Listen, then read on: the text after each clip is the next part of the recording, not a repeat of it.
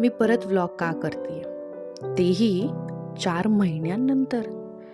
पूर्वी मी रोज व्लॉग करत होते.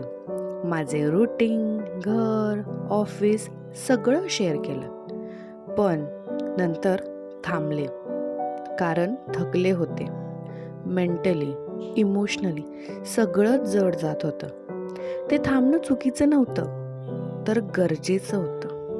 कारण थोडा वेळ स्वतःकडे वळवायचं होतं. आज मी परत आली आहे, पण थोडी बदललेली.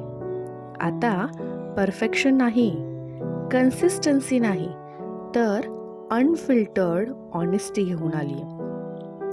आता रुटीन नाही, तर रिअल लाईफ, अनफिल्टर्ड वर्किंग मॉमची लाईफ शेअर करायला व्लॉग करते.